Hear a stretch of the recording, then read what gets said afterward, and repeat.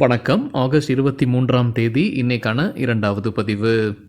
பங்குச்சந்தையில் நடந்த சில விஷயங்களை விரைவாக பார்க்கலாம். முக்கியமான தகவல், நான் செபி ரெஜிஸ்டர்ட் அட்வைசர் கிடையாது. நம்ம சேனல்ல இருந்து எப்போதுமே ஸ்டாக் ரெக்கமெண்டேஷன்ஸ் கிடையாது. யூடியூப் சேனல் மட்டும் இல்லைங்க, மற்ற சோஷியல் மீடியா பிளாட்ஃபார்மான இன்ஸ்டாகிராம், வாட்ஸ்அப், டெலிகிராம்ல இருந்து கூட நாம ஸ்டாக் ரெக்கமெண்டேஷன்ஸ் வழங்குவதில்லை. மேலும் பணத்தை வாங்கிட்டு எந்த சேவையும் வழங்குவது இல்லை. பல போலியான குரூப் இயங்கிட்டு இருக்கு. தயவு செய்து ஜாகிரதையாக இருங்க. இந்த வீடியோவில் காட்டக்கூடிய அனைத்து கம்பெனிகளும் வெறும் இன்ஃபர்மேஷனல் பர்பஸ்க்காக மட்டுமே முதலீடு செய்யுங்கன்னு சொல்கிற வீடியோ கிடையாது. எந்த ஒரு முதலீட்லையும் ரிஸ்க் இருக்கும். ரிஸ்க் புரியாமல் இன்வெஸ்ட் செய்யாதீங்க. ரிஸ்க் புரியலன்னா தயவு செய்து இன்வெஸ்ட்மெண்ட்டை தவிர்த்துருங்க. நம்ம ருபி டிரைவர் சேனலை ஆதரிக்கிற அனைத்து நல்ல உள்ளங்களுக்கும் நன்றி. நம்ம மார்க்கெட் ஓப்பன் ஆகிறதுக்கு முன்னாடி உலக மார்க்கெட்ஸ் எப்படி இருந்ததுன்னு பார்க்கும்போது நேற்று யூஎஸ் மார்க்கெட்ஸ் ரெட்டில் தான் க்ளோஸ் ஆகி இருந்தது. யூரோப்பியன் மார்க்கெட்ஸ் மிக்ஸ்டாக இருந்தது. இன்றைக்கி நம்ம மார்க்கெட் ஓப்பன் ஆகிறதுக்கு முன்னாடி ஏஷியன் மார்க்கெட்ஸ் எப்படி இருக்குன்னு பார்க்கும்போது பெரும்பாலும் மிக்ஸ்டாக தான் இருந்தது. கிஃப்ட் நிஃப்டி ஃப்ளாட்டாக ட்ரேட் ஆகிட்டு இருந்தது. நம்ம மார்க்கெட் ஓப்பன் ஆகிறதுக்கு முன்னாடி எடுத்த ஸ்க்ரீன்ஷாட் இது. இந்த வீடியோ சேர தருணத்தில் நிஃப்டி ஃப்ளாட்டாக ட்ரேட் ஆகிட்டு இருக்கு. சில இண்டிவிஜுவல் ஸ்டாக்ஸ் மற்றும் செய்திகள் விரைவாக பார்க்கலாம். ஏஷியாவில் முதல் மங்கி பாக்ஸ் கேஸ் ரிப்போர்ட் ஆகியிருப்பதாக மணி கண்ட்ரோலில் தகவல் கிடைச்சிருக்கு. தாய்லாந்து நாட்டில் இது மங்கி பாக்ஸ் வைரஸுடைய புது மியூட்டட் ஸ்ட்ரெயின்னு அதே செய்தியில் சொல்லியிருக்கிறாங்க. மங்கி பாக்ஸ்க்கு எதிராக மாநில அரசுகள் முன்னெச்சரிக்கை நடவடிக்கை எடுக்க வேண்டும்னு மத்திய அரசு அறிவுரை வழங்கி இருந்திருக்கிறாங்க. இப்போ மும்பையில் அந்தேரி ஹாஸ்பிட்டலில் 14 படுக்கை கொண்ட வார்டை அமைத்திருக்கிறாங்க. ஏர்போர்ட்ஸில் சோதனை நடத்த உள்ளதாக சொல்லியிருக்கிறாங்க. ஆப்பிரிக்கா மற்றும் வேறு நாடுகளிலிருந்து வரக்கூடிய பயணிகள் இப்போ இந்த சோதனைக்கு உட்படுத்தப்படுறாங்க. சத்ரபதி சிவாஜி மகாராஜ் இன்டர்நேஷனல் ஏர்போர்ட்லன்னு என்டிடிவி ப்ராஃபிட்டில் அப்டேட் கொடுத்துருக்குறாங்க.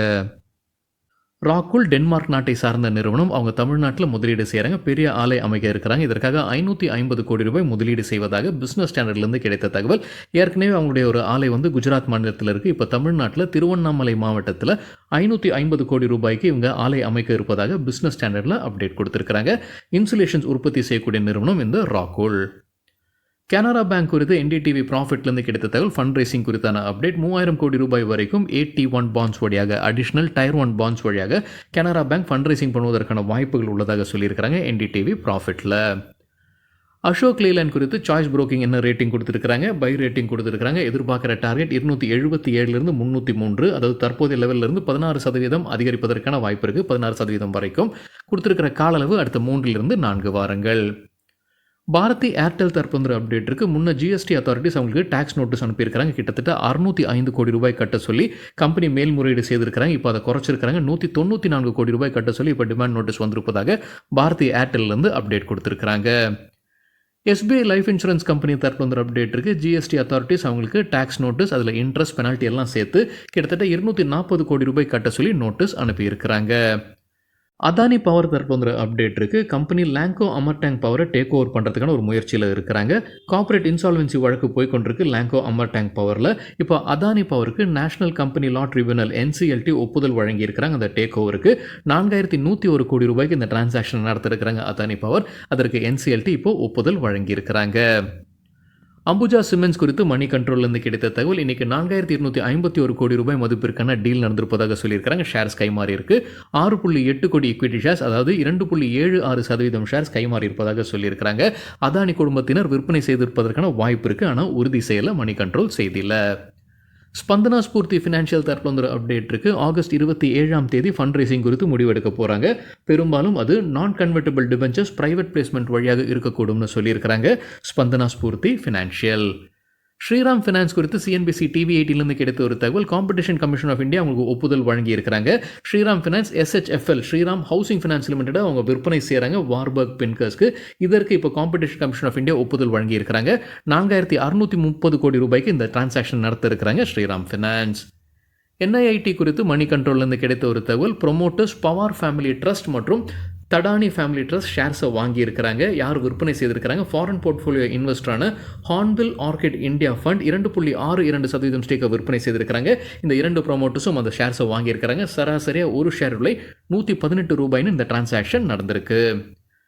ஜம்மு அண்ட் காஷ்மீர் பேங்குக்கு இந்தியா ரேட்டிங்ஸ் கொடுத்துருக்கிற கிரெடிட் ரேட்டிங்கை வெளியிட்டிருக்கிறாங்க. லாங் டேர்முக்கு அப்கிரேட் நடந்திருக்கு. A+லேருந்து AA- உயர்த்தப்பட்டிருக்கு.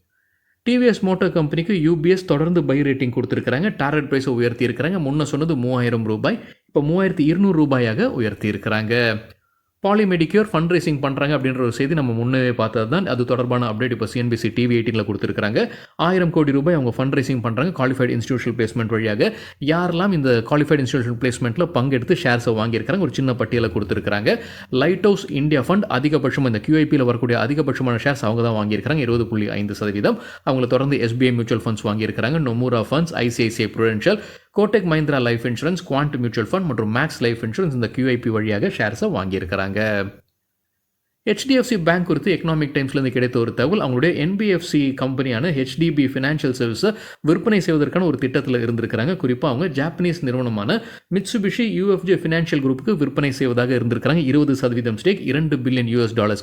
இப்போ அதை HDFC பேங்க் கைவிட்டிருப்பதாக எக்கனாமிக் டைம்ஸில் தகவல் சொல்லியிருக்கிறாங்க. அதற்கு பதிலாக அவங்க HDB ஃபினான்ஷியல் லிஸ்டிங் செய்வதற்கான வாய்ப்பு இருக்குன்னு எக்கனாமிக் டைம்ஸில் அப்டேட் கொடுத்துருக்காங்க. சில ட்ரேடிங் ஐடியாஸ் நியர் டேர்முக்கு சில ப்ரோக்கிங் கம்பெனிஸ் கொடுத்துருக்காங்க. மணி கண்ட்ரோல்லேருந்து கிடைத்த தகவல், கோடெக் செக்யூரிட்டிஸுடைய பரிந்துரைகளில் டால்மியா பாரத்துக்கு buy rating target $1930, stop loss 1730. SRFக்கு buy rating target $2710, stop loss 2440. Tata கம்யூனிகேஷன்ஸ்க்கு buy rating target 2050, stop loss 1850. Choice broking உடைய ரெக்கமெண்டேஷன்ஸில் இன்டர்குளோப் ஏவியேஷனுக்கு பை ரேட்டிங் டார்கெட் 4800, பிறகு 5000, ஸ்டாப் லாஸ் 4200. டாடா கன்சியூமர் ப்ராடக்ட்ஸ்க்கு buy rating target 1400, 1450, stop loss 1100. ICICI பேங்க்குக்கு buy rating target 1250, 1280, stop loss $1130. Motilal Oswal financial services உடைய ரெக்கமெண்டேஷன்ஸில் TVS motor கம்பெனிக்கு buy rating target 2880, stop loss 2620.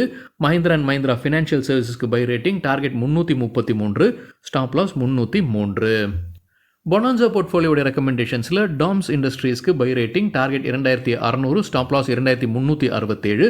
Mrs பெக்டர்ஸ்க்கு buy rating target 1610, stop loss 1483.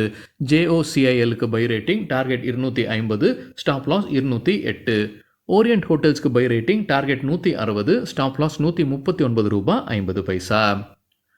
Nykaa குறித்து money கண்ட்ரோல்லேருந்து கிடைத்த ஒரு தகவல், ஒரு பெரிய டீல் நடந்திருக்கு. 4.1 கோடி ஈக்விட்டி ஷேர்ஸ் கைமாறி இருக்கு. அதாவது 1.43% ஷேர்ஸ் கைமாறி இருக்கு. ப்ரீ IPO இன்வெஸ்டரான ஹரிந்தர் பால் சிங் விற்பனை செய்வதற்கான வாய்ப்பு இருக்குன்னு காலையில் வீடியோவில் நம்ம செய்தியாக பார்த்துருந்தாங்க.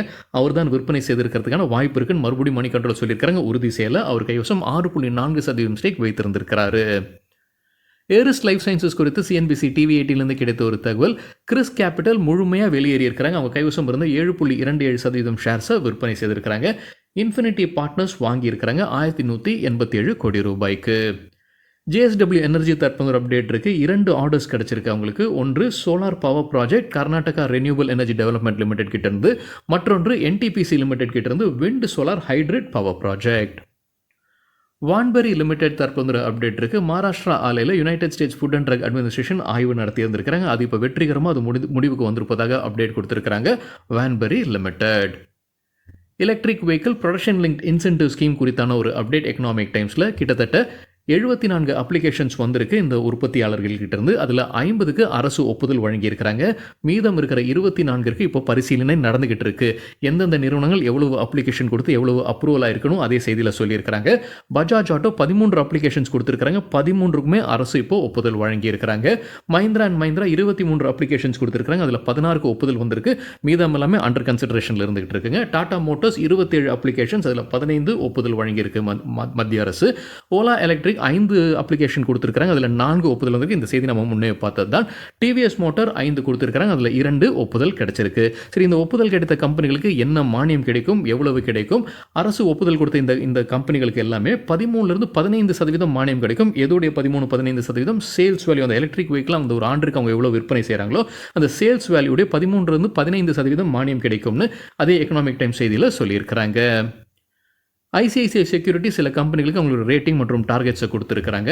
மிஸ்ரா தத்தோ நிகம்க்கு செல் ரேட்டிங் எதிர்பார்க்குற டார்கெட் $360, PCBLக்கு ஹோல்டு ரேட்டிங் டார்கெட் 375, கிளென்மார்க் ஃபார்மாக்கு ரெடியூஸ் ரேட்டிங் எதிர்பார்க்குற டார்கெட் 1345, இன்ஜினியர்ஸ் இந்தியாவுக்கு ரெடியூஸ் ரேட்டிங் எதிர்பார்க்குற டார்கெட் $200 ஒரு ஷேருக்கு, ஐநாக்ஸ் விண்டுக்கு பை ரேட்டிங் எதிர்பார்க்குற டார்கெட் 240, அசோகா பில்கானுக்கு ரெடியூஸ் ரேட்டிங் எதிர்பார்க்குற டார்கெட் $215.